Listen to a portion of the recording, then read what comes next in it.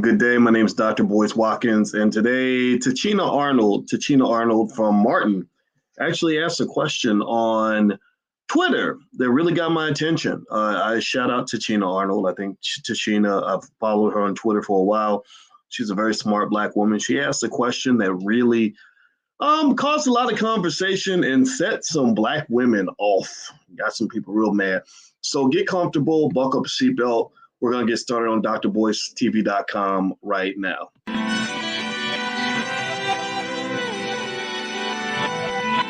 Here we are, clan the isms, cataclysm great. Our people out here struggling, trying to make it in this state.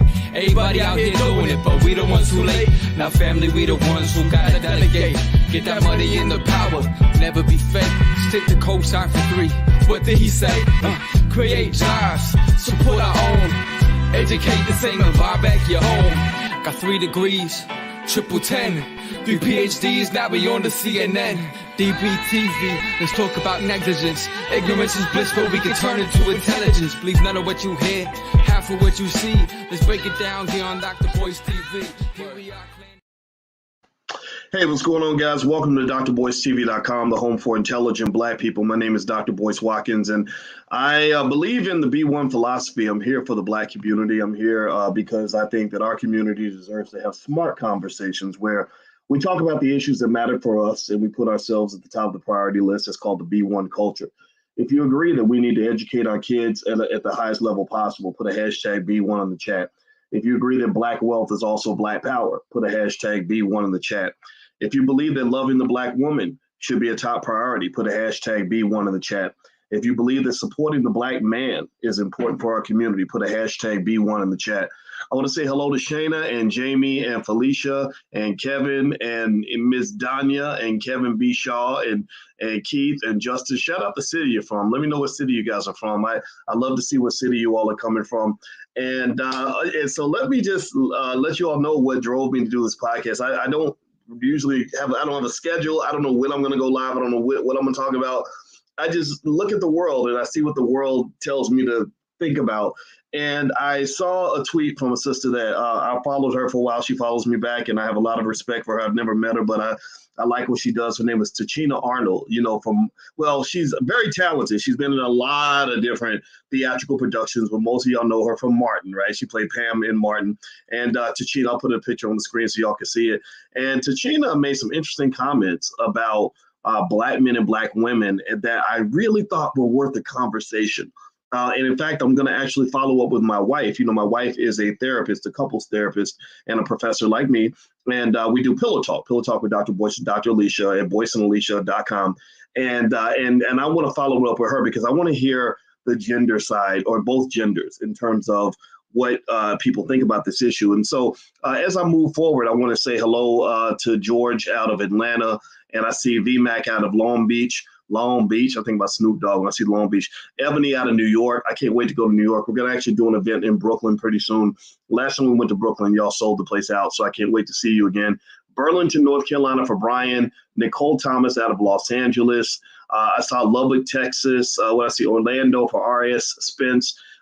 Who else should I see? I'm going to name a couple more just to give you a shout out. Memphis, and I see Chicago. And my wife and I are doing an event in Chicago May 15th. So make sure you get on our email list. Go to boycewatkins.com and I'll let you guys know when we do our event. It's going to be May 15th. But anyway, so here's the deal. Here's what Tichina asked on her page. And I'll put Tichina's picture on the screen. I assume everybody knows who Tichina Arnold is. I mean, she's just like a Mount Rushmore amongst Black people. And there she is right there. I think that's an older picture from Martin, but y'all know Black don't crack. So she looks about the same, still gorgeous, still looks as young as ever. And Tichina is active on Twitter.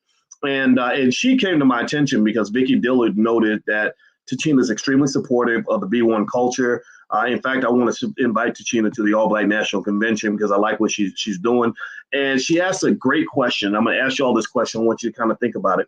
It says, honest question. What can we as Black women in America do to stop aiding in the emasculation of Black men in America? What can we as Black women? So she's doing something that a lot of people don't do, to be honest with you. She's asking Black women, okay, what can we do, right? Rather than because some people think you're doing something when you're just complaining about somebody else. Some of y'all do that with white folks too. Y'all think that complaining about white people is the same as doing something for black people. And we actually think that complaining and whining is a strategy. Whining is not a strategy. Being a victim all the time is not a strategy, right? So ultimately, I kind of like that. I like that idea. And I would say the same thing to men. I think that this question is legitimate. It is valid. It's basically saying, what can you do? When we went to World War II, they said, what can you do to serve your country? Well, I want to ask black people, what are you doing to serve your community? Because you can't be pro-black if you're anti-black woman. You can't be so a lot of these guys in the manosphere that talk shit about black women all day. You're not pro-black. I don't know what you are. Maybe you're pro-gay or something. I have no idea. But you're not. Well, maybe not to say that being gay means you can't be pro-black. But I don't know what the hell y'all are. But this whole like bashing black women stuff is kind of weird. It's kind of weird. You need to go talk to your therapist about that, because it means you really kind of hate your mama, right? And then the women that hate black men, you're caught up in a gender war. They taught you to hate black men. They taught you to believe that just like the rest of America, that the face of every predator you've ever had in your life, every person who's done anything to ruin your life, is a black man. That a black man is the reason that you're unhappy. A black man is the reason that you're broke. A black man is the reason why you don't have a daddy in the house. A black man is the reason why you're lonely. A black man is the reason why you can't get no good sex, right? And so blame it on the black man. I might as well everybody else does it. Whenever white folks commit a crime and they don't want to take responsibility, they always blame it on the black guy. They say a black guy did it. Well, why do they do that? Well, because it's easy to believe. Everybody blames the black man for everything. And I can tell you, as a black man who has tried his best his whole life to do right by the people in my circle, to protect the people that I love, to be a good son, a good husband, a good father, a good student, a good human being, it pisses me off that I always fit the damn description, even when I ain't even do nothing. Y'all done read some raggedy Negro out here that done did something stupid to you, and somehow you're looking at me as if he and I are the same. Well, that's the first thing you got to understand, is you got to give the black man back his humanity. Stop acting like we're all the same. We are not the same. If you think black men are garbage, then that means you are hanging around black men who are garbage. You are hanging with the garbage men. I'll stand with you against the garbage men, because I've seen them out there too. But don't go hang around with 10, 20 garbage men in a row and then look at a good man and say, well, he's just like the rest of them. No, we're not. And don't look at a good man and say, well, oh, he must be a simp because he nice to me. He opened the door for me. Okay, he bought me flowers. No, he's not a simp. That's what a real man looks like. You just never knew that because you've been hanging around little boys and wannabe thugs and men who ain't never been given a template on what manhood is supposed to look like. So let's start the conversation right there. So now, Tichina, I'm going to pull up her comment. Hit the thumbs up button. Please hit the thumbs up button. Thumbs up, thumbs up, thumbs up if you haven't done it yet. And I'm going to read her question, then I'm going to read some of the responses. And I'm going to give you just a direct Dr. Boyce response to the responses, kind of a reaction video, if you will. And first off, I want to ask you all a question, yes or no? So let me read the question. I'm going to ask you guys a yes or no question. Honest question. What can we as Black women in America do to stop aiding in the emasculation of Black men in America? Now, this question comes with a couple of assumptions I want to ask you about. Number one, yes or no? Yes or no? Give me a yes or no. Do you think that America is a society that pushes the emasculation of the Black male? Do you think that there is an agenda to emasculate Black men in general? Do you think that there's an agenda whether it comes down to sexuality or whether it comes down to just being a grown-up, right? Or to maybe stereotypes that are pursued and pushed forward in media? Do you feel like there is an effort by America to emasculate the Black male? Okay, I see some yeses, John and Paul and Tarika. Okay, I see a lot of yeses. And so I think we're on the same page. This is what I see all the time. Malcolm X used to talk about this. Malcolm X said that America has always wanted to keep the Black man as a little boy or as a little girl or as a clown, one of those three things. That's why Black men who either engage in extremely immature behavior, like hip hop artists with 18 babies, mamas, and getting high all day and drunk all day, that's why they'll be more famous than any smart Black man. They're gonna put the college professors in the back. They put the ignorant motherfuckers up in the front. That's what they do. And they say, see, look at these people. Look at them. Look at how they behave. Look at this must be what a man is. So some of the women misidentify manhood. They think that because these buffoons have all the money and all the power, that's the man that you want to be with. And they, let me explain to you, they did that to the Native Americans also. When they wanted to control the Native Americans, and they didn't want Native Americans connected to their culture, they didn't want Native Americans taking pride in their historic traditions, they didn't want Native Americans imitating their uncles and fathers and grandfathers. So you know what they would do?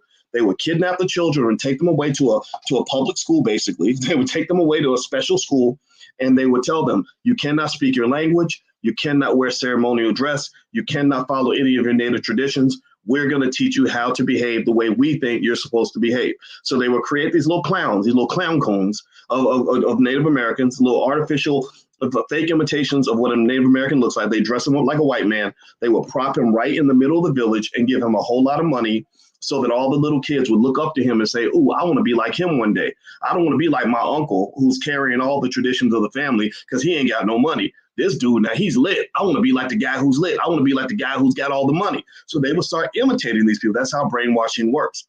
Well, they do the same thing with black people.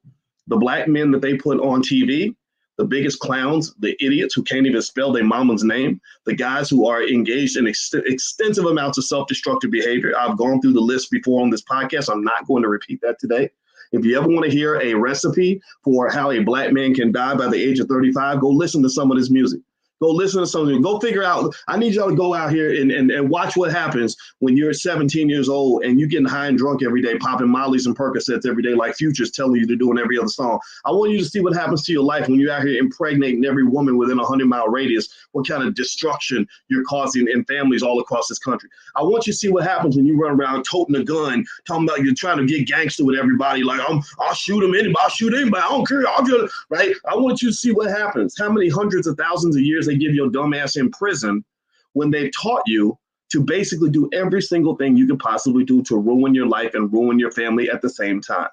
And then what's unfortunate is that these poor guys, they don't figure it out until they've been sitting in prison for about 9 to 10 years. They're about 29 years old because they got locked up at 19. And then he sits with somebody from the Nation of Islam or some enlightened brother, some former gangbanger who's finally come to his senses, who explains to him how the game works. And then all he's got is another 30, 40 years to regret his decisions. That's what they're doing to your young men. That's what's killing your community. And you got to stop it because the record labels are putting $1 billion or more per year behind the mass psychological, spiritual, and physical genocide of black people. Do you understand what I'm talking about? So that is part of what is happening to your black men in this country. That is why some of our men are very, very lost. We know that it's out there. I told you, the little boy, the little girl, or the clown, the types of men that tend to do well in American society that white people tend to embrace are either men who behave like children. I'm talking about like thugged out rappers who just say anything and do anything and act like a damn fool, high on drugs, whatever, and brag about it. Or the comedian, a Negro telling jokes will always have a space amongst white folks. This has been true since slavery. If you make them laugh, that makes them comfortable. That's when they start to love you, right? So you got the entertainers, and then you got the athletes who show their athletic prowess. As long as you shut up and dribble, now if you're intelligent like LeBron, then that's when they start getting mad at you. But when you just shut up and dribble, and that's all you are, then they can sit back and admire you the same way they admire a prize racehorse. So effectively, I like her question because you see kind of a dual sort of set of factors happening here, right? On one hand, you see a type of masculinity that comes with maybe hip hop, right? Hip hop, I'm gangster, I'm a thug. I got tattoos all over my body, tattoos on my face because I done killed so many black people and chains hanging down, my chains hanging low, right? Like that's the type of masculinity, that's an exaggerated, almost cartoonish type of masculinity. Most rappers succeed by making themselves into cartoon characters, right? That's not what a human being does. That's not what a man looks like, but we fall for the cartoon character, right? And then also you got the masculinity that might come from, say, sports, right? Athletes and stuff like that. But there are other forms of masculinity that are either neglected or suppressed amongst black men. There is the masculinity that comes with intelligence, with a man who's able to think strategically, the Malcolm X-ish masculinity, the Muhammad Ali style of masculinity. You have the masculinity that comes with loving and protecting a black woman and saying, I have a family. This is my unit. I take care of my unit. That's a type of masculinity that isn't really celebrated or discussed in public. There are many, many other forms of masculinity that are more beneficial to the community that are either suppressed, ignored, or never trained in many young black men. That gets back to Tichina Arnold's question. So I'm gonna move back to her question. I'm gonna repeat the question, and then we're gonna dissect this a little bit, because y'all know that I told y'all on this platform, this is for intelligent Black people. So you either gotta be intelligent or you gotta want to be more intelligent. This is not for ignorant people. I'm not here to teach you how to be dumber. I want you to be smarter, and that's just what it is. And if people don't like it, then they can get the hell out. So do me a favor, hit the thumbs up button, thumbs up, thumbs up, thumbs up if you haven't done it yet. Also, just a reminder, if you live near Detroit, my wife is actually speaking with a lot of great people, Professor James Small and some others in Detroit at the One Africa conference hosted by Taki Grant. If you go to BoyceWatkins.com, you can actually get passes there. I'm really proud of Taki. The movie Hoppy is extremely good. Everybody should watch it. And if you go to BoyceWatkins.com, the conference is April 30th, and you can feel free to go take a look there. All right, so here's the question. I'm going to read the question again, and let's talk about masculinity and the emasculation issue. She says, honest question. What can we as Black women in America do to stop aiding in the emasculation of Black men in America? So first off, she's asking Black women. She's not asking us as men. She's asking women. And then she's being a leader. She's leading a conversation. And I love that. I love the idea of us leading intelligent conversations. And then she says to stop aiding in the emasculation of Black men in America. So we agree that there is an effort to emasculate the Black male. This is not a matter of finger pointing. This is a matter of saying that there is an issue here. And so when you talk about this question, I think that the reason this question set a lot of people off is that there were a lot of women who were deeply offended. They were deeply offended by this idea that you would ask women to take any responsibility for the plight or the experience or the outcomes of Black men. Now I want to ask y'all a question. Do you think, yes or no, do you think that Black women play some role in how Black men turn out? Do you think some Black women play a role in the choices Black men make? Do you think Black women have any power in terms of defining the outcomes of Black males in American society? Give me a yes or no answer, and I'm going to read one of the responses, then I'm going to respond to the response. So Antisocial Butterfly, which is a very interesting name, she says, I'm truly concerned about this question because it's basically saying that we're responsible for Black men and their feelings, which is giving them more of a reason to put that responsibility on us. And I ain't responsible for anybody but myself and my children. That is an interesting comment. I don't know this lady. I don't know how, I don't know what her mindset is. I'm not going to beat up on her, but it's a very disturbing comment. And the reason I mentioned the comment is because a lot of people hit the heart button on this comment, which means that there are people that agree with Antisocial Butterfly.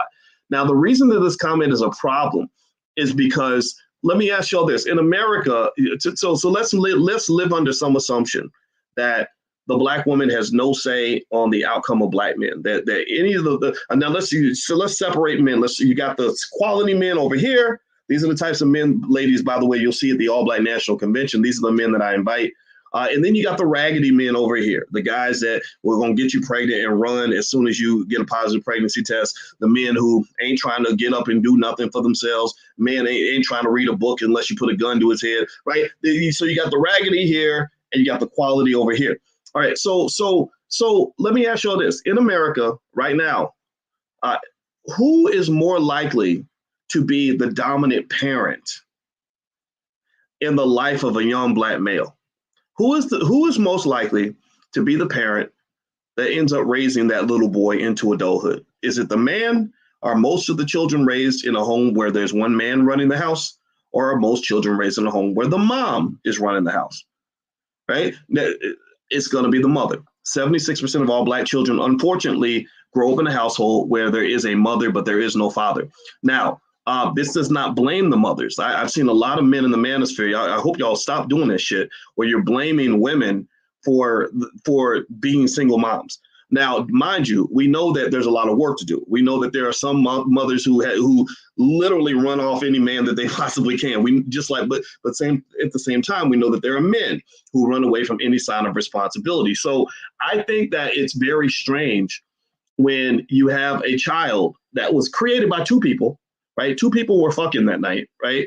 But for some reason, only one person's raising the child. So the person who is actually with the child every day doing the work, whether she created the situation or not, the person who's doing the work is the one who gets the blame for the fact that they're stuck doing all the work.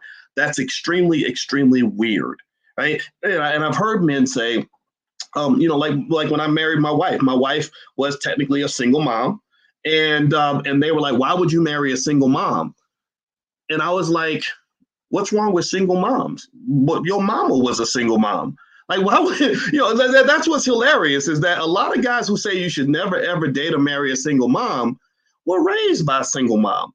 So that right there tells me this is the conversation needs to happen between you and your therapist, in which you bring your mama to the therapy session, because apparently y'all got some issues y'all haven't worked out. I don't know. Don't get me wrong. I understand if somebody says, look, kids are hard work. I don't really want to do that. I get that, right? Kids are hard work, by the way. It's very rewarding. I just happen to love being a dad. I love kids. I used to be a track coach, and I love talking to the kids, and I would be like, like Uncle Boyce, and I would run with the kids. I love hanging around kids because I have a heart for children that are neglected. Because my daddy abandoned me when I was a kid. I had a father step in, but I know what that feels like to not have everything you need. So I always felt connected to children that, just needed a little bit of support, a little bit of encouragement, so that was always something I enjoyed doing. I still love to do that, right? But I get it. If you say, raising kids is hard work, I don't know if I want to do all that. Okay, cool. Nobody's faulting you for that. But when you run around and you're consciously going out of your way, like some of these guys have whole podcasts all about how much they hate single mothers. That's really a mental illness on full display. That's what that is. That's what that is. Let me tell you about the internet. I've been in these internet streets for over a decade. My videos have gotten over 250 million views. I kid you not. You can add it up, about 300 million or something, right? So I've been watching people come and go. I've seen people go from nothing to rise up. I've seen people with different angles, and I analyze them. And also my wife is a therapist. And I'm telling you, you got a lot of crazy motherfuckers on the internet. Really, you have a lot of people on the internet that really, they're entertaining because crazy is interesting, right? Who knows? I might even be one of them sometimes. I'm a little crazy, right? The stuff I'm obsessed about. But you have some really ridiculously insane people. And what's really fascinating to me is that there's something about it where their momentum is validating other people's craziness. So if you're this guy who just hates Black women because you hate your mama, or because your baby mama, your baby mama didn't treat you right, or whatever, and you're looking for a space in the manosphere where you can sit around and bitch and complain about how all your problems are caused by Black women, you will find a podcast and another million listeners to join you in your pity party. You will find that. Accountability is not cool. Responsibility is not popular. Analytical thinking and balance is not the preferred methodology. Why do that when you can just go loose and go ham and blame all your problems on somebody else? So you've got the manosphere over here, and you got the womanosphere over here. And those groups of people, they only come together when it's time to fight and when it's time to fuck. And then that's it. They fucking and fighting, and that's it. And then they go, and then when the baby's born, they go their separate ways, because at the end of the day, they don't understand that if you are fighting with the opposite gender on any situation on an unconditional basis, then your community cannot survive. You cannot reproduce. Your children are absolutely royally fucked, because you don't have the foresight and insight or self-reflective capability to realize that your crazy ass needs to sit down and talk to a therapist or get some skills so you can learn how to communicate with another Black person without trying to slap somebody upside the head. That's really what it is. That's literally what it is. So with Tichina, what I like about Tichina's question is I love the idea that she's building this bridge. She's building this bridge between Black men and Black women and saying, hey, our brothers are going through it in certain ways. Society's kind of coming down on them. What can we as Black women do to pitch in? And there are women who are like, ain't got nothing to do with me. Mind you, this lady who says that the plight of the Black male is not her responsibility. She's probably raising a Black son. Remember, when you talk about the raggedy men that are out here, many of them were raised by their mothers. So anybody who thinks that the Black woman's choices have nothing to do with the outcomes of the Black male clearly has never taken a biology class. Maybe you went to one of those schools where they teach you that there's 187 genders, or that a boy can be a girl, or whatever it is that you think. Whatever you grew up with, you didn't take biology class because you don't understand that we need each other, whether we like it or not. A man can't survive. His seed cannot survive without his seed being processed through the body of a Black woman. So in that regard, you can make the argument that she's kind of like your goddess, because she has the ability to give life and you don't. Now you got ability. There's a God in you. There's a power of masculinity. I'm gonna talk in a minute. In a minute, I'm gonna go down a list of masculine versus feminine traits. Somebody shared an interesting post. So I'm gonna share that in a minute too. But so you got your power too, right? As a man, you got your power. There's a tremendous amount of manifestation power in masculinity. I believe a man who is determined and focused and committed and disciplined has the power and ability to manifest in ways that almost anybody else cannot. I think that a man in your space adds power in a certain way that women can't reproduce. You cannot be no man. You do not get a card on Father's Day because you don't have a penis, you don't have balls, you're not a man. There's something that we have inside of us that you can't replicate. So stop acting like you can just copy us and replicate us, because you can't.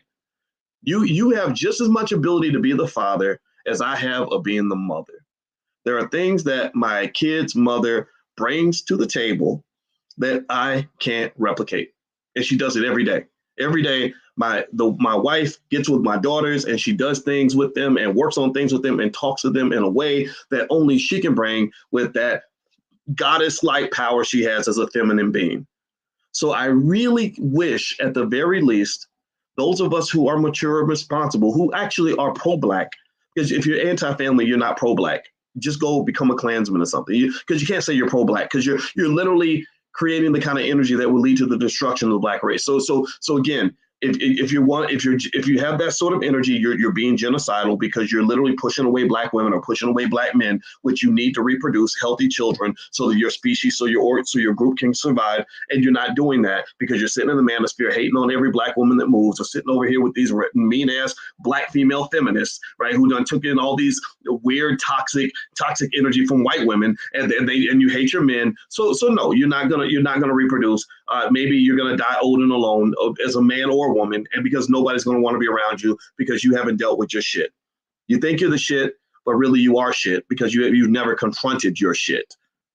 So at the end of the day, I'm talking to the people that really want to do the hard work that is required to grow and to evolve and to stop and say, hey, you know what? Maybe I can learn. As a woman, I can listen and learn from a man. As a man, I can listen and learn from a woman. People don't do that. Everybody thinks they know the answers, and it's absolutely ridiculous to me. I have a PhD and I don't know all the answers. So if I don't know all the answers, then how the hell you know all the answers and you telling me what all the answers are? And I'm sitting here telling you I don't know the answers. And I went to school till I was 31. Did you go to school till you were 31? So anyway, let me keep going. Hit the thumbs up button, thumbs up. All right, so let me read more of Tichina Arnold's comment, and I'm going to break some of this down.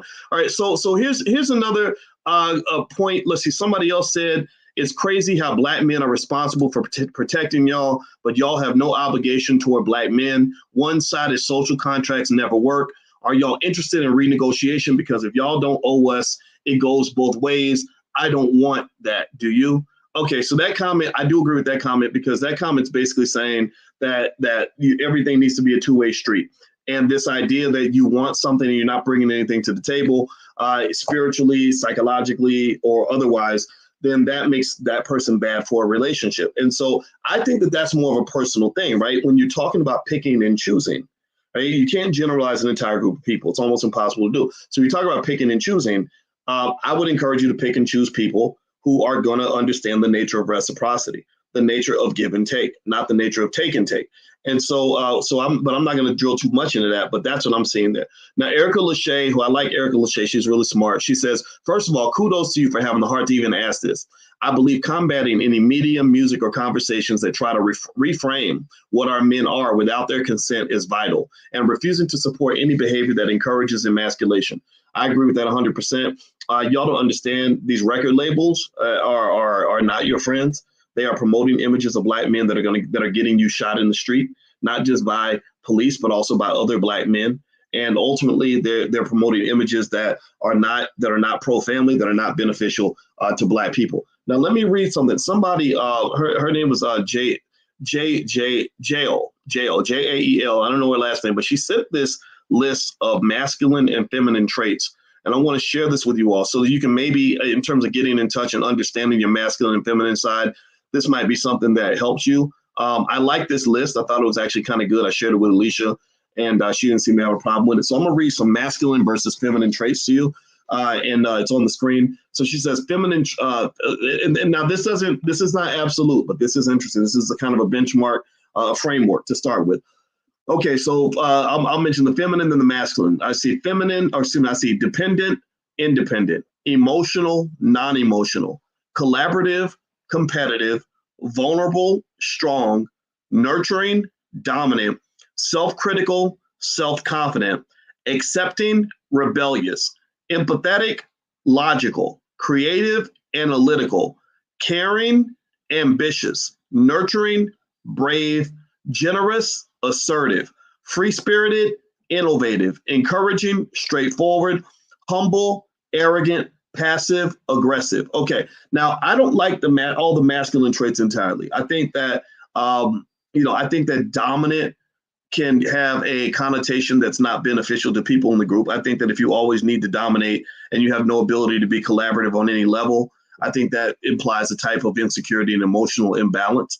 I don't think you have to dominate everything. I think confidence, obviously, that's something that you can create, but I see a lot of women that also have self-confidence and rebellion. Logical, I'm not going to say men are logical and women are not. Wait, that would be wrong. But I think both logic and empathy are actually things that everybody can apply. And what I would say is, like, when I'm looking at this, and now the word arrogant, I don't like arrogant at all. Humble versus arrogant. Humble. I prefer humble over arrogant. I think humility is what comes with confidence, right? So looking at the list, and aggressive, I think aggression has a place in a certain context, right? Every situation doesn't call for aggression, but I think that maybe seeing that list could be like a benchmark to kind of understand the different types of traits that you want to have as a man or as a woman to get in touch with both of your sides, right? Like, for example, creative, that's not just a woman thing. Men can be creative too. And what I have found is that having women around, by pulling that other side of you out or requiring you to grow into something that you might not naturally be, that really does make you a more well-rounded person. It gives you a broader set of tools that you can use to overcome and confront different situations. So when my brother and I'll give you an example. When my brother and I lived together years ago, it was just, like a frat house. We would eat a pizza, leave the pizza box on the couch, and then a week later, that pizza box might still be on the couch, right? That's just what we did, because as men, that's kind of how we operated, right?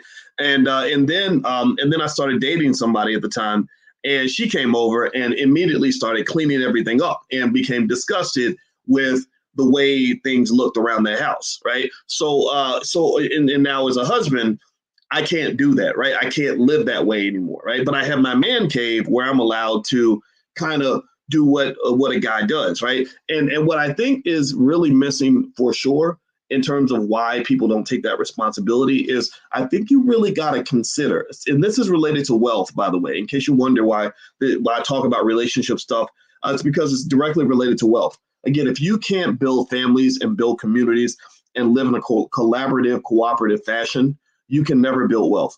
If you're always competing against the person right next to you and you're choosing to fight people as opposed to working together, then you'll never really accomplish anything. Wealth is a team sport. Powernomics taught you that. We read Powernomics every Wednesday night, so you guys are welcome to the book club. Just go to BoyceWatkins.com. You can find it there. But at the end of the day, if you can't find a way to cooperate, particularly with the other gender, you will almost always lose. You're going to, sure, you can go to the manosphere and you can bitch and complain about women all day, but you're still going to be sitting there trying to figure it all out by yourself, and you ain't going to win. You're not going to succeed. Eventually, you'll lay down with some raggedy woman who's going to take you for all your money, and then you have more stuff to complain about when you go, to Kevin Samuels' channel or something and bitch about how terrible black women are or whatever, right? You can do all that. That's up to you. That's fine. But I can say at the end of the day, complaining is not a strategy. Complaining does not get you what you want. Figuring things out and cooperating and really respecting the power that the other gender has, I think that's a pathway that intelligent black people, I encourage you to consider that. And I really want to encourage you. The reason I'm even talking about this and making this podcast, because I already know the manosphere, they threw bricks in my head when I got married, and I don't care. I'm used to it. But seriously, I'm doing this because I want to encourage you. I want to encourage you to understand that some of this energy is really, really bad. And I think that you have to really consider what you lost when you lost your fathers. When Joe Biden sent all those black men to prison in the 1990s, when they were giving your uncles and your cousins and your brothers and your sons 40, 50, 60-year sentences for possessing a little bit of cocaine. But he wasn't locking his old raggedy ass son up. His son been a crackhead for 20, 30 years. He ain't never locked him up, but he'll lock your son up and send him away forever. Well, what they did was they took the fathers out of the community. They took the gang leaders away, which meant that the gang leaders didn't grow into the mature, intelligent OGs who could say to young guys, hey, don't do what I did. The young kids don't know. They don't have a template. They don't have a guide. They don't have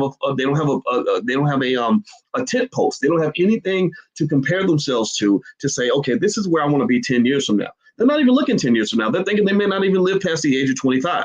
And then either they die before 25, which is what they expect anyway, or they live past 25 and then they don't know what the hell to do. And so you got a bunch of these damn fucking 45-year-old teenagers, as you see, 45-year-old men, pants still sagging, still running around with a joint in your mouth, still walking around, still ain't progressed in 10, 15 years, still got all your money messed up, still making bad choices, still end up in bad situations until one day you realize that you're not 25 anymore, you're actually 50, and you die of a heart attack laying on your couch by yourself in some one-bedroom apartment that you're living in because you never knew how to actually evolve as a human being.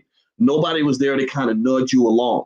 And so ultimately, I think that you lost a lot when you had your boys and your girls growing up without fathers. I'm telling you, you lost a lot. How many of y'all had a father or a strong male role model? And how many of y'all feel that male role model shaped you in really, really significant ways? Say the man's name. Give him credit. Give him public credit. Say his name. If I see his name on the screen, I'm going to repeat his name out loud on this podcast. So how many of y'all had a father? Name him or a male role model. If you didn't have one, I'm not making fun of you. I promise you, I'm not. But I want to really talk about this because we got to understand what you're missing and what needs to be fixed. Okay, so I see Clarence, Lionel, Reginald Bailey, Ron Walters. Who else? I'm gonna name a couple more. Say his name, Earl, and Frank Williams. Okay, all right, Eddie Simon. These are your unspoken heroes in the community, in my view. This is your secret weapon in a lot of ways because think about this, right? If I grow up as a boy, I remember I had a conversation with David Banner one time about this, and I said, and we were laughing because David had a strong father too, and we were laughing because we both joked and said, he said something like, he said, man, when I didn't know what to do as a grown man, I would just do what my father would have done. I just think about what my father did. And I said, really? You too? I did the same thing. Because sometimes you don't know. You're just trying to figure it out, right? So you're like, okay, what would a man that I respect do in this situation? Oh, he would open the car door, or he would take everybody out to dinner, or he would say something to the guy or whatever, right? So you're looking for that reference. And unfortunately, when you don't have that, you just don't know what to do, right? So a lot of boys that don't have that reference, these boys, and it's not their mother's fault per se. The mothers do the best they can, but in some situations you see these boys grow up I feel bad for them because they know how to have sex. Everybody knows how to have sex. It's easy, right? But then the baby comes and there's no sort of template in terms of knowing what a father is supposed to do. So if you're in that category, I encourage you to actively educate yourself on these issues. You can even listen to me if you want to. Some of y'all do. Some of y'all come here and you say, I see you like a surrogate father. Well, I'm good with that. I want to be that guy because I think I'm a pretty good dad. So I'm okay with sharing with you everything I know so that when you make those fucking kids, you are going to do right by those children. You're going to do your absolute best. So there are basic principles that a father or a man follows to make sure that even if things aren't quite where he wants them to be, he at the very least is doing his best. You understand? See, it's one thing like if you don't have a job, but the way you respond to not having a job is reflective of who you are as a person. So you got some guys who don't have a job and they sit at home and they sit on the couch smoking weed, playing Xbox, and they draws all day, right? But then you have some guys who can't get a job and they're out hustling. They're out trying. They're filling out applications. They're learning how to start a business. They're doing odd jobs because they feel internally, hey, I got to contribute. I got to do something, right? And women respect that. A lot of women, I'm not saying that there aren't women who will put pressure on you over money or whatever, or women who have really high standards, but so a lot of women are just like, I respect you because you're trying. I respect a man who's doing his best. I can't respect a man who gave up on life or who feels like a victim or who's always sitting around whining about what a white man is doing to him. I would have a job, but the white man ain't hiring. The white man won't do this. The white man won't do that. That's not good for you as a masculine being because that makes you look like a bitch. It really, really does. It really is a reminder to the world. The more you can, brothers, I'm telling you, the men, be careful about how much you complain about the white man, because the more you sit around and whining and complaining about how much power he has over you, the more you're reminding the world that you have no power at all. In fact, I was listening to a history of Russia last week from this professor named Richard Spence, and he talked about the history of Russia and Ukraine and how Ukraine got slapped around like a little hoe for many years because Ukraine was always going to a bigger country to get its backing, to get its support. Maybe it was Poland, maybe it was France or whatever. And every time they would go to another country to get support, Russia, whoever, that country would come in and take everything over. And he basically said that when you are weak, and you're going and begging a higher power to protect you, you're letting that power know and everybody else know that you don't have the power to hold it down yourself. So when you're sitting around complaining that your circumstances are outside of your control, that you have no ability to shape your own life, that everything that happened to you is somebody else's fault, you're just telling the world that you're weak. And I don't believe that intelligent women are going to be attracted to men who internalize that level of weakness. And I'm not talking about strength in the sense that you have to win every battle. You're going to lose a lot of battles. There's no question about that. I'm talking about just the strength to say, I might lose the battle, but I'm going to die trying. I'm going to just give it all I got. Okay, do you understand what I'm saying? So a lot of boys never got that.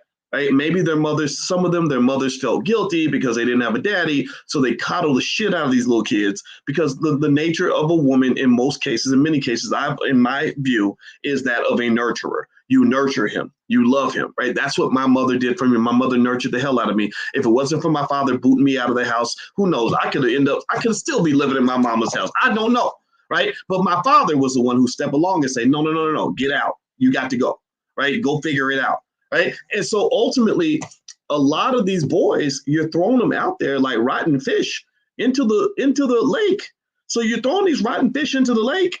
And these nightmarish men that women are dating that are not taking care of their kids and not taking care of their responsibility, not coming through for anybody, not even coming through for themselves.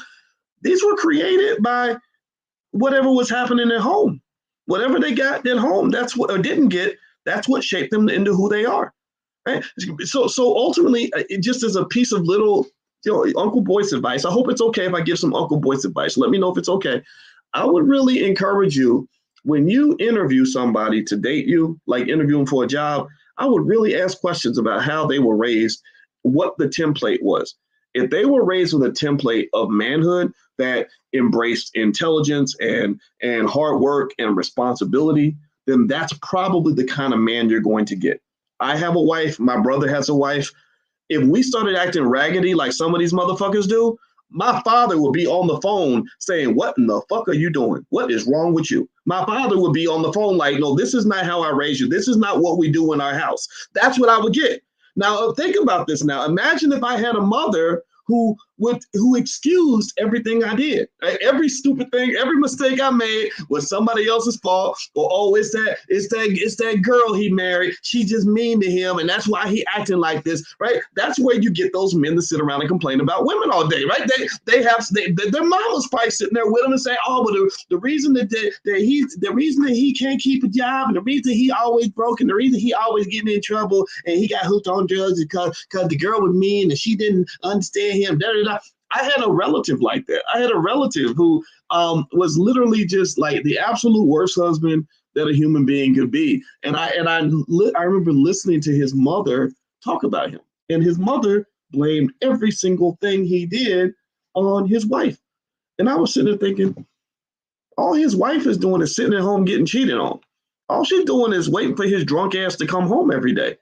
All she's doing is getting black eyes because he got drunk and punched her in the face. So what did she do to cause all this? I don't understand that.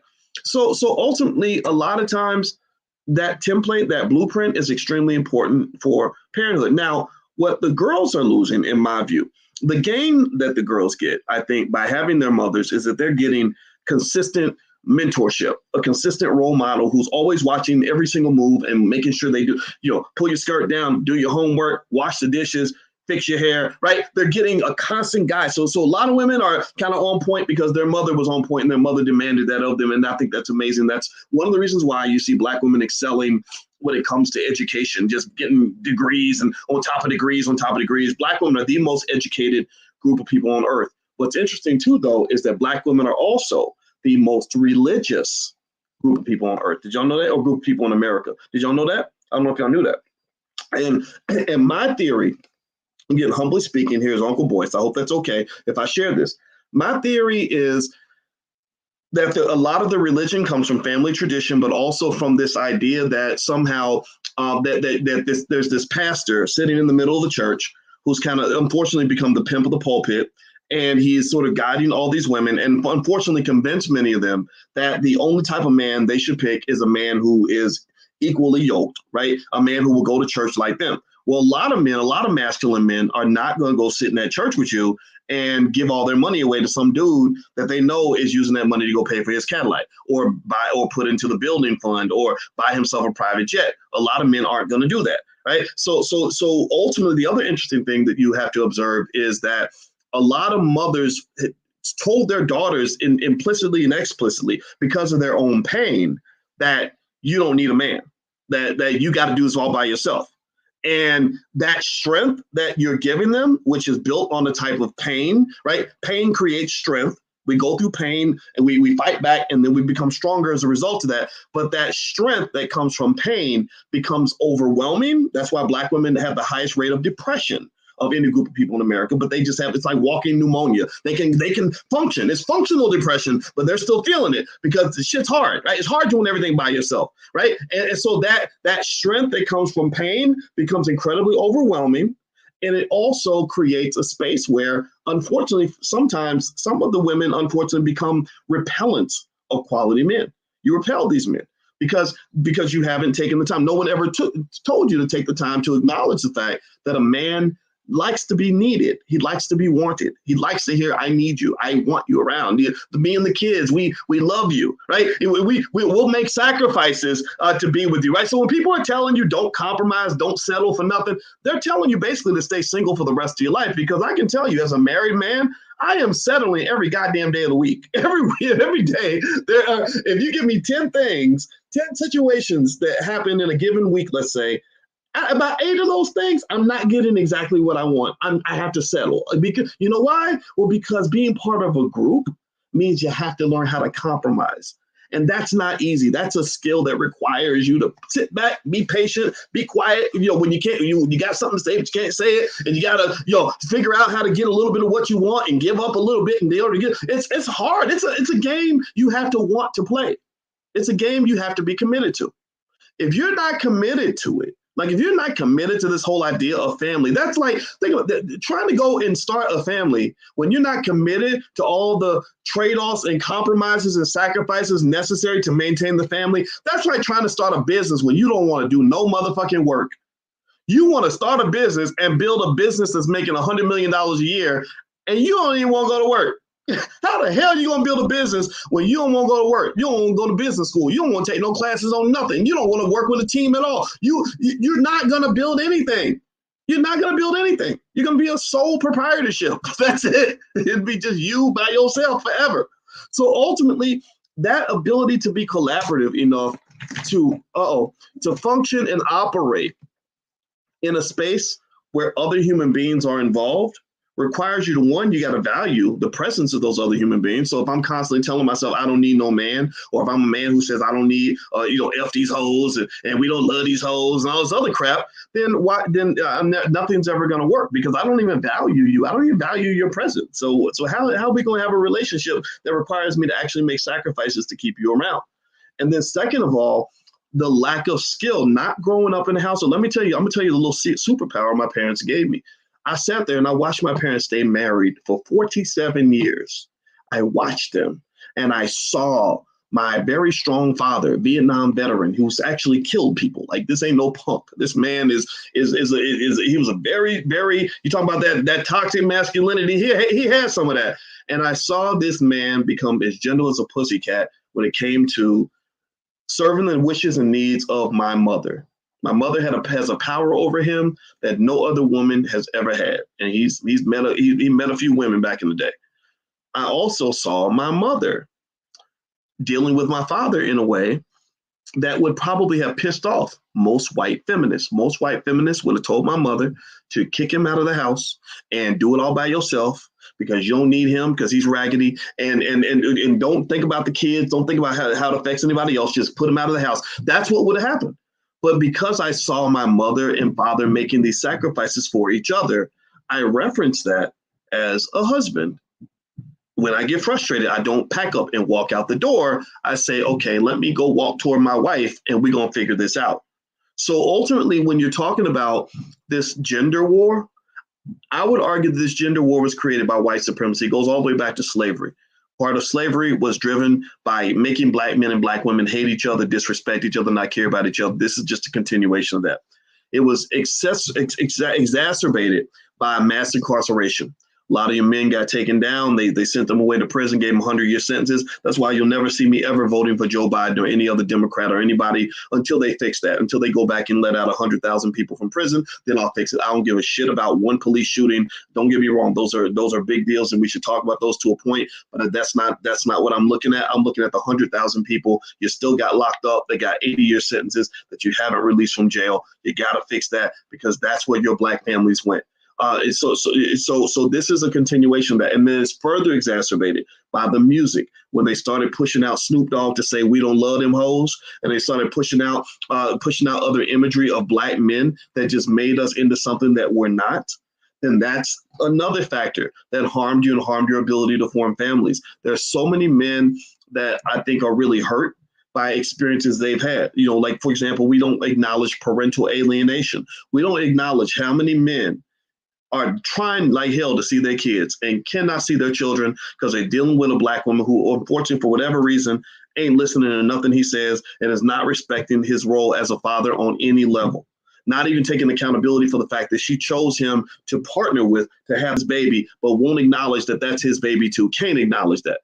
Right? So ultimately, a lot of these things, this type of healing is going to require you to have a deliberate effort to do that. You're going to have to be intentional about healing yourself.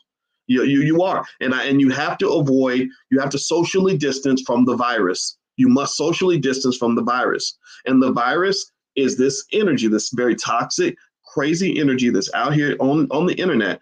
That has so many black men and black women hating each other, going at each other's throats, dogging each other out. Again, people like that, all they know how to do is get together and fight and fuck. That's it. Because men are always going to want women. Women are always going to want men. And the way these relationships go is pretty simple. You meet somebody, you think that that's the one person who's not toxic. And even though you're really the toxic one, so you're picking toxic people. So you get with him or her for a little while and y'all have a great relationship because when you start having sex, all the dopamine and the endorphins start going to your brain and you start getting high and you're like, girl, I met the one. Or, man, yeah, I think she might be different. And then about 6 months in, when reality kicks in and you start actually having to have a relationship, you start seeing things slowly start to dwindle as little things start getting on your nerves. The next thing you know, you're going through that 9-month to 12-month cycle where you got a new boyfriend or a new girlfriend every single year. And then you get old enough, you hit about 40, 45 years old, and then you start realizing that you're growing old and you don't have anybody around that gives a shit about you enough to come even pick you up at the hospital if you get sick.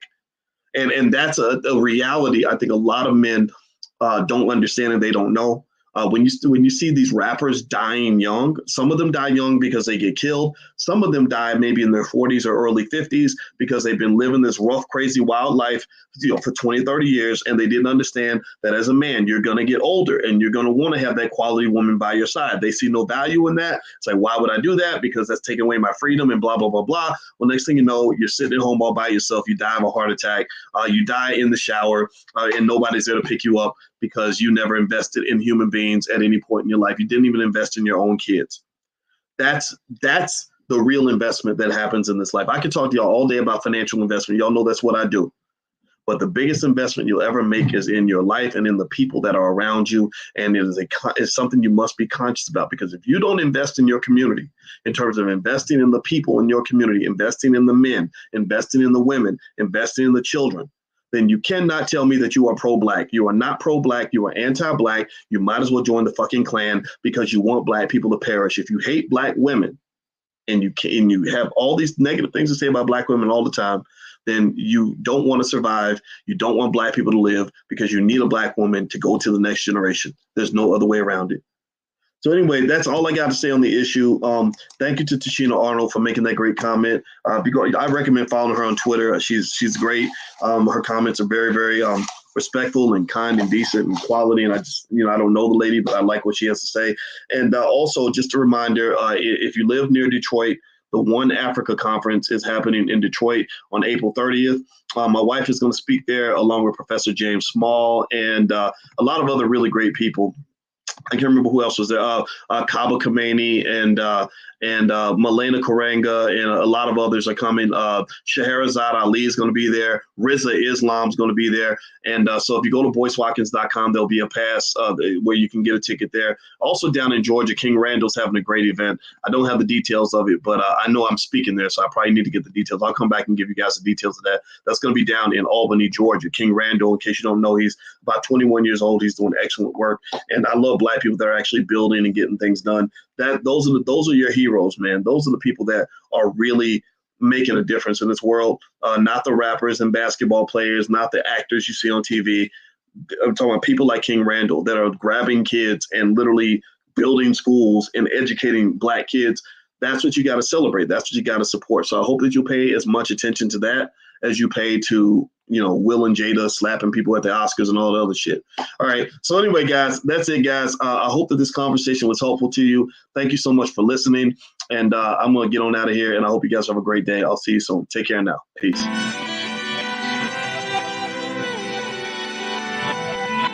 Here we are, clan the isms, cataclysm great. Our people out here struggling, trying to make it in this state. Everybody out here doing it, but we the ones who late. Now family, we the ones who gotta delegate. Get that money in the power, never be fake. Stick to cosign for 3. What did he say? Create jobs, support our own. Educate the same and buy back your home. Got 3 degrees, triple 10. 3 PhDs, now we on the CNN.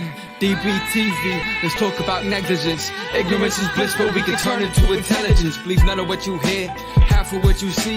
Let's break it down here on Dr. Boyce TV. Here we are.